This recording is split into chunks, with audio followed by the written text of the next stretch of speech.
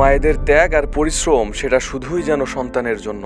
মা যেমন সন্তানের জন্য নিজেকে বিসর্জন দিতে পারে, তেমনি সন্তানের ক্ষতিতেও হয়ে উঠতে পারে ভয়ঙ্কর।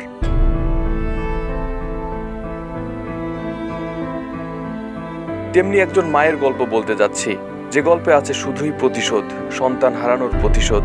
1981 সালের 6 মার্চ সকাল 10টা জার্মানির লুবেক শহরের জেলা আদালতের 157 নম্বর কক্ষে কাঠগড়ায় থাকা এক আসামির বুকে 6টি গুলি চালান সাক্ষী দিতে আসা এক মহিলা, আর সাথে সাথে মৃত্যু হয় সেই আসামির।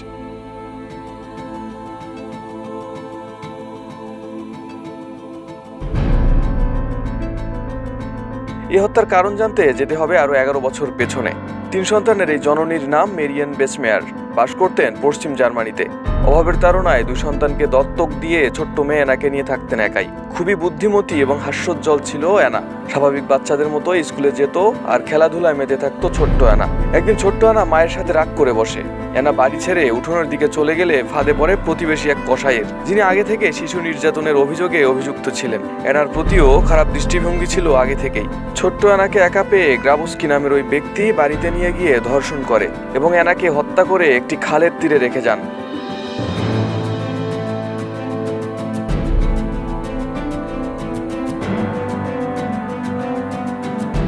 ওই দিন সন্ধ্যায় পুলিশ গ্রাবস্কিকে আটক করলে সে হত্যার বিষয়টি স্বীকার করে, কিন্তু ধর্ষণের বিষয়টি অস্বীকার করে যায়। উল্টো অ্যানার উপর তাকে প্রলুব্ধ করার এবং টাকা চাওয়ার দোষ চাপিয়ে দেন। এই মিথ্যে অপবাদ কোনোভাবেই মেনে নিতে পারেননি অ্যানার মা মেরিয়েন।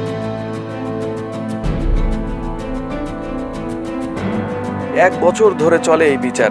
1 বছরে হয় মোট 3টি ট্রায়াল। একদিকে মেয়ে হারানোর শোক, আরেকদিকে বিচারের আশায় কোর্টে ঘুরতে ঘুরতে হতাশ হয়ে পড়েন মেরিয়েন।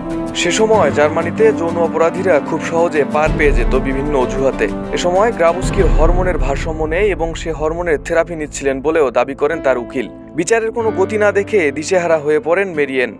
তৃতীয় ট্রায়ালের দিন মেরিয়েন হঠাৎ করে কোর্টরুমে প্রবেশ করে পকেট থেকে বন্দুক বের করে কাঠগড়ায় থাকা গ্রাবস্কির দিকে 7টি গুলি ছোড়ে, যার 6টি গুলি তার বুকে লাগে এবং ঘটনাস্থলে তার মৃত্যু হয়। এ সময় মেরিয়েনের চোখে মুখে ছিল না কোনো ভয়ের ছাপ। তিনি বলেন, আমি চেয়েছিলাম তার মুখে গুলি করতে, কিন্তু পারলাম না। আমি আশা করছি আমার মেয়ের খুনি মারা গেছে।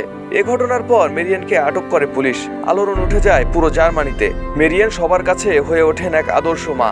তাকে রিভেঞ্জ মাদারের খেতাবও দিয়েছিলেন দেশের নাগরিকরা। মেরিয়েনের বিষয়টি সাধারণ মানুষের কাছে প্রশংসনীয় হলেও আইনের চোখে ছিল অপরাধ। পুলিশের তদন্তে উঠে আসে হত্যাকাণ্ডটি পূর্ব পরিকল্পিত ছিল এবং মেরিয়েন গ্রাবস্কিকে হত্যার জন্য বন্দুক নিয়ে অনুশীলনও করতেন।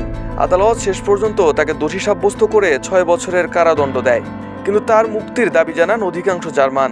জনসাধারণের চাপে 1985 সালে মেরিয়েনের সাজা অর্ধেক পূরণ হলে তাকে মুক্তি দেওয়া হয়। মেয়ের মৃত্যুর শোক নিয়ে আরও 11 বছর বেঁচে ছিলেন অ্যানার মা। 1996 সালের সেপ্টেম্বরে ক্যান্সারের কাছে পরাজিত হন অ্যানার মা। তাকে সমাধিস্থ করা হয় তার ছোট্ট মেয়ে অ্যানার পাশেই। আরিফ হাসান, ঢাকা প্রকাশ।